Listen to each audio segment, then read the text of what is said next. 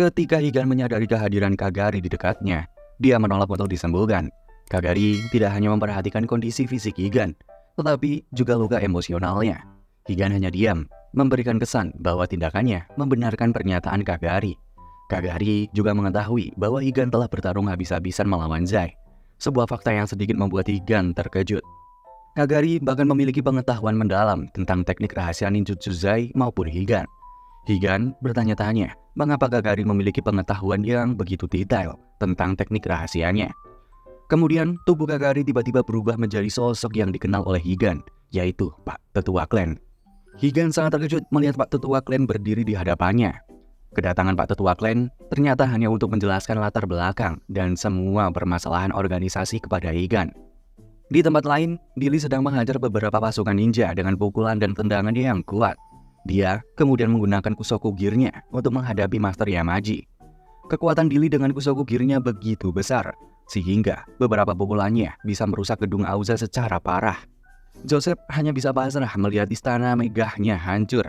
Namun sayangnya, kekuatan mengerikan Billy masih belum cukup untuk mengalahkan Yamaji. Billy selalu mengingat dengan baik kebaikan dan karisma dari Joseph. Salah satu momen yang selalu diingatnya adalah saat Joseph berterima kasih atas segala jerih payahnya. Kontribusi ini sangat berarti bagi kesuksesan Auza Corporation, yang kinerja seluruh departemennya semakin meningkat. Suatu ketika, Joseph meminta pendapat Billy tentang usulan hasil rapat dewan sebelumnya, yang merupakan hal yang tidak terduga. Meskipun sebagai seorang ninja dan sekretaris, Billy telah diajarkan untuk selalu mematuhi keputusan atasan. Namun, dia tidak pernah menolak keputusan atau rencana dari Joseph. Joseph memiliki pandangan bahwa sikap Billy tidak harus selalu mengikuti tradisi atau kebiasaan. Menurutnya, semua masalah tidak akan pernah terselesaikan jika semua orang terpaku pada hal tersebut. Dia meyakini bahwa kegilaan diperlukan agar dunia ini tetap menarik dan beragam. Peran Auza adalah untuk melepaskan belenggu keburukan dari masyarakat. Dan Joseph berhasil mengubah pemikiran Billy dengan mengajaknya untuk melakukan hal-hal yang sesuai dengan minatnya.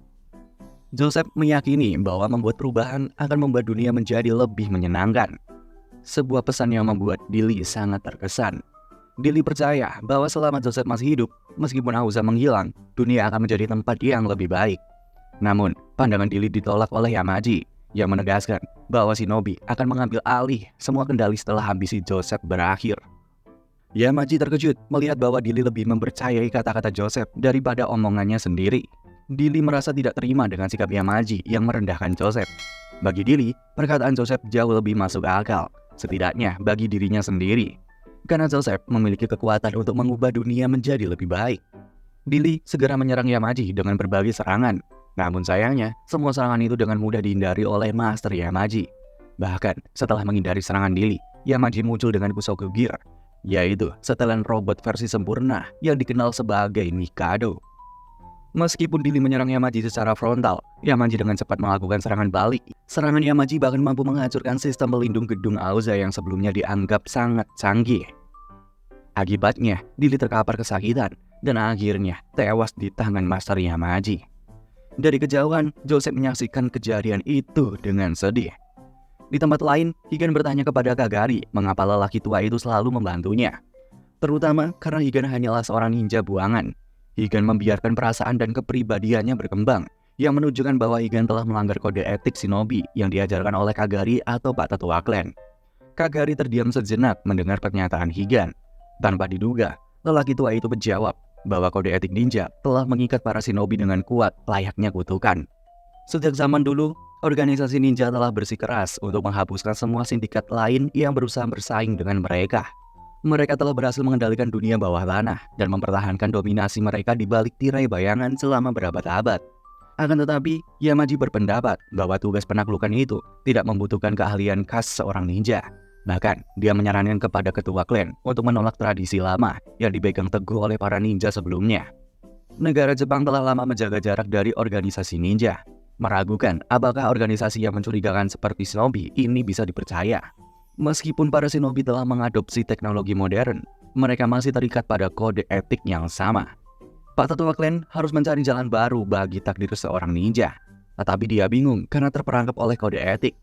Sebagai seorang shinobi, dia merasa kehilangan arah dalam memilih jalan takdirnya sendiri. baru menyadari bahwa selama ini dia telah terjebak oleh kode etik yang membatasi. Pak Tetua menyamar sebagai Kagari untuk mencari jawaban dan mengamati organisasi dengan lebih dekat.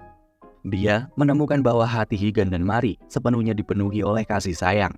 Kagari menjelaskan kepada Mari bahwa dia merasakan kebimbangan dan ketenangan batin dalam dirinya, perasaan yang belum pernah dialami oleh seorang ninja sebelumnya.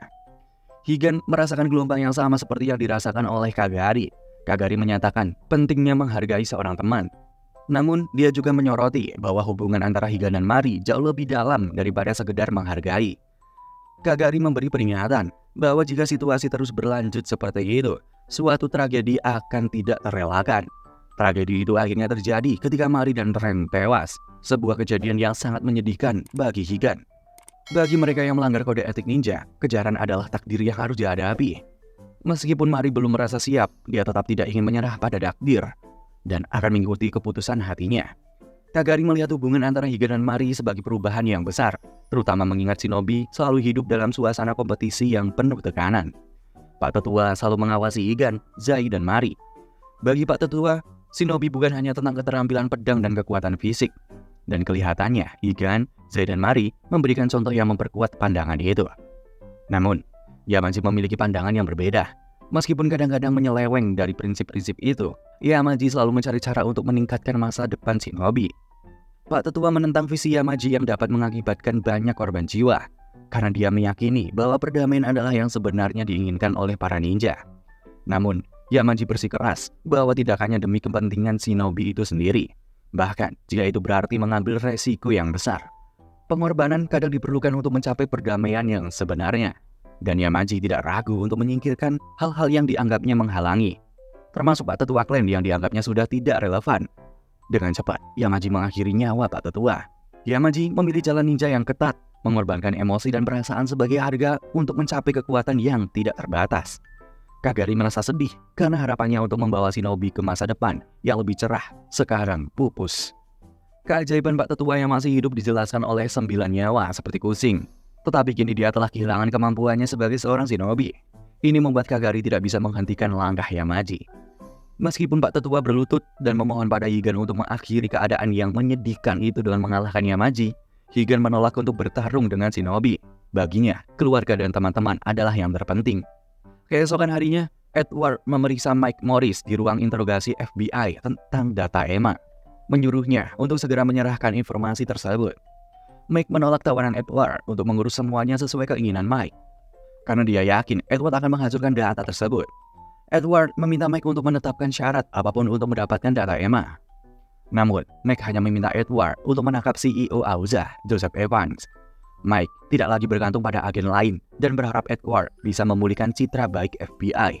Meskipun Edward menganggap Mike bodoh, situasi menjadi kompleks karena kedua organisasi besar bekerja sama. Edward mengakui keterbatasannya dalam menyelesaikan masalah ini dan meminta Mike sebagai sesama veteran untuk menyerah. Mike setuju dengan pernyataan Edward, tetapi malah meminta Edward untuk segera bertindak. Kemudian, Edward mengetahui bahwa data penting Auza bocor di internet, termasuk informasi tentang organisasi shinobi berzirah yang digunakan Auza secara diam-diam. Ada juga akun rahasia penjabat tinggi yang disensor. Namun, Mike mengungkapkan bahwa nama-nama itu adalah para atasan Edward di FBI.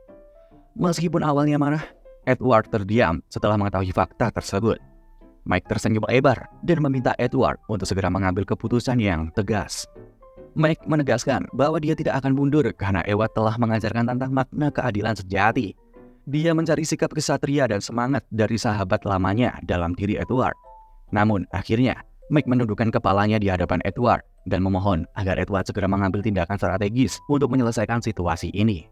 Edward dalam keadaan kesal dan tersudut memerintahkan stafnya untuk mematikan kamera CCTV di ruangan interogasi.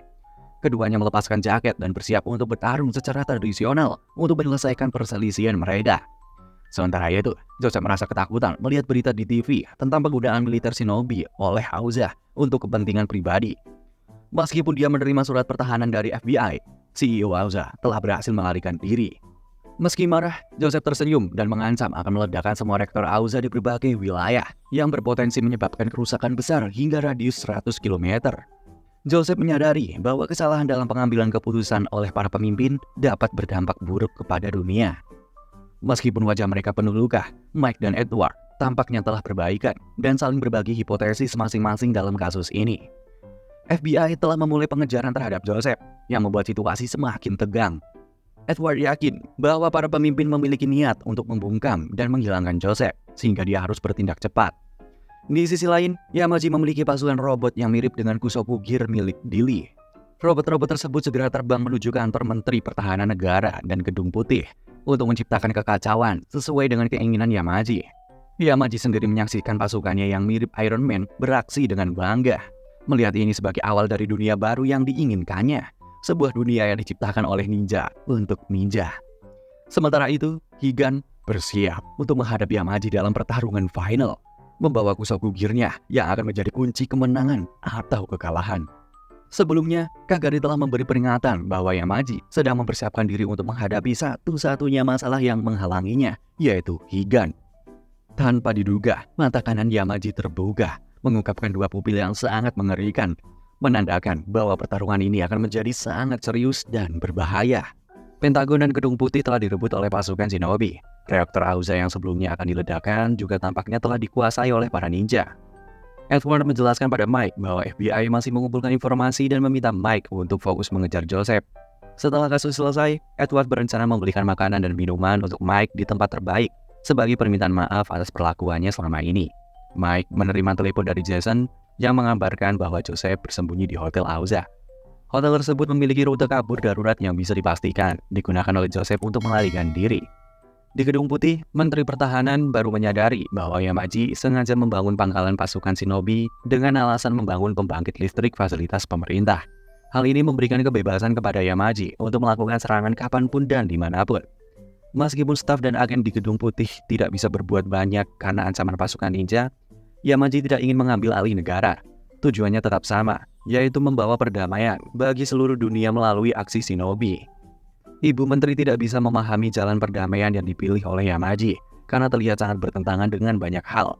Yamaji dan para ninja bertekad untuk menghilangkan kesenjangan yang ada di dunia ini, seperti perbedaan etnis, wilayah, dan sumber daya, yang seringkali menjadi sumber konflik dan ketidakadilan. Mereka ingin menjadi sumber kekuatan tertinggi dalam mengawasi dunia untuk menciptakan perdamaian. Yamaji menyatakan bahwa dia dan para ninja telah menguasai sepenuhnya teknologi dan sumber daya Auza. Mereka selalu memantau pergerakan Joseph yang akan dihabisi jika waktunya telah tiba. Namun, sebelum itu, mereka harus menyelesaikan masalah terbesar mereka, yaitu Higan. Higan diserang oleh sekumpulan robot ninja yang sedang berkendara, dan dia segera mengenakan Kusoku Gear-nya untuk melawan para robot tersebut. Sementara itu, Edward memberitahu Mike bahwa Joseph sedang menuju utara di sepanjang jalan tol KM86. Mike meluncur ke lokasi tersebut, sementara Edward akan mengirimkan agen FBI yang ada di dekat sana.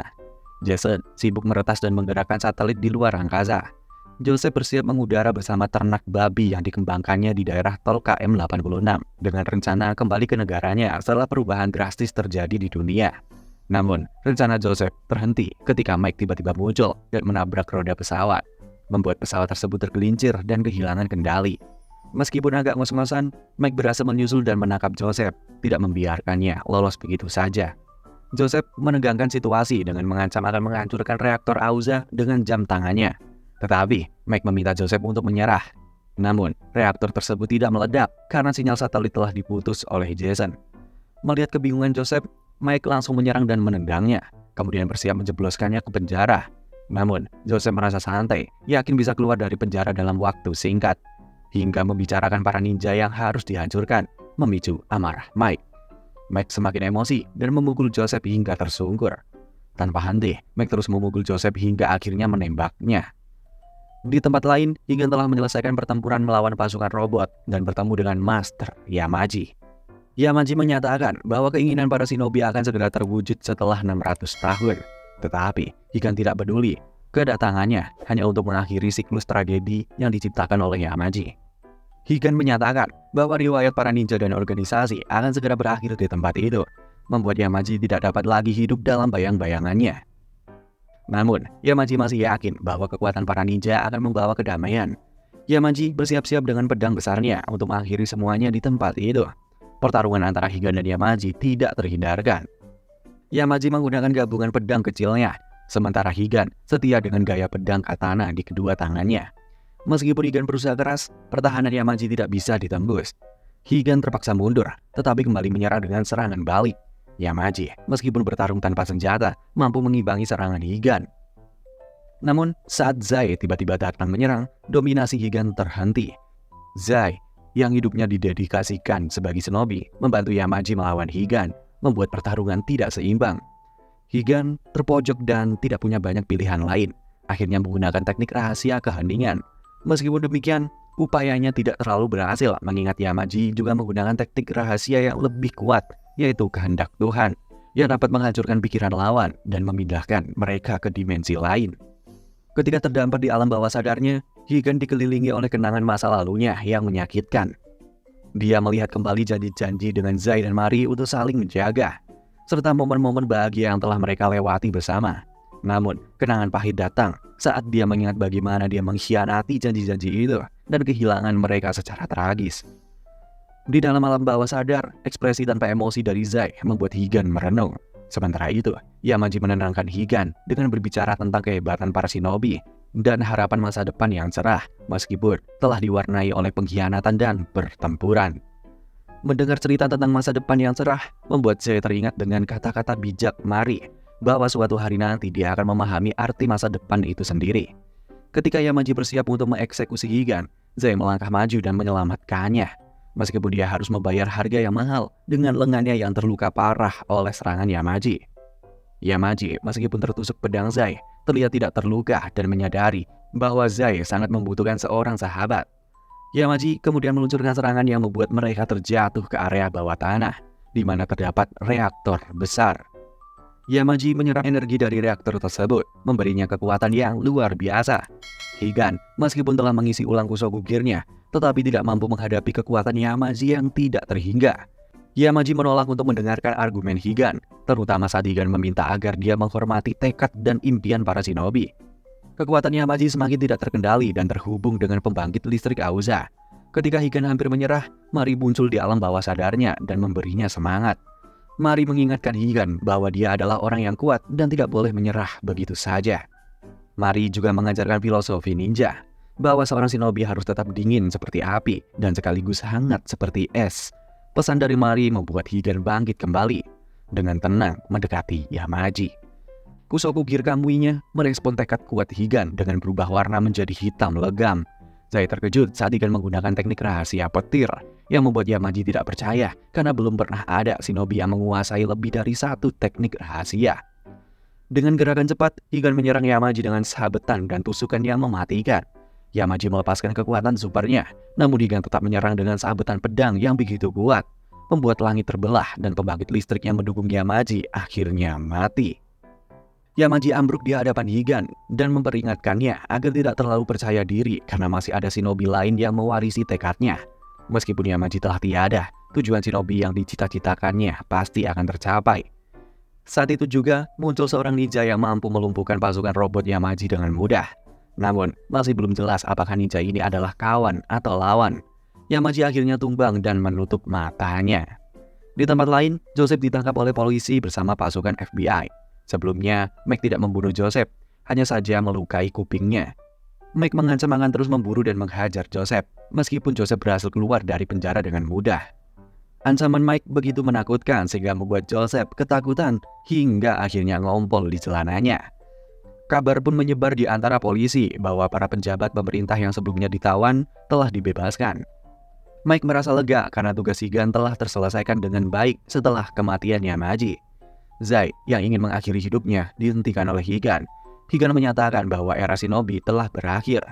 Higan yakin bahwa mereka semua memiliki tanggung jawab untuk melanjutkan hidup dan membalas kebaikan orang lain. Zai bertanya apakah masih ada kesempatan untuk memulai lembaran baru. Dan Higan optimis bahwa ada banyak tempat di dunia untuk hidup. Beberapa hari kemudian, Higan membuang Kusoku Gear-nya ke laut sebagai simbol akhir dari era shinobi. Dia kemudian memulai perjalanan panjang dengan mengendarai motor kesayangannya, meninggalkan masa lalunya, dan menuju kehidupan baru yang penuh dengan harapan dan kesempatan.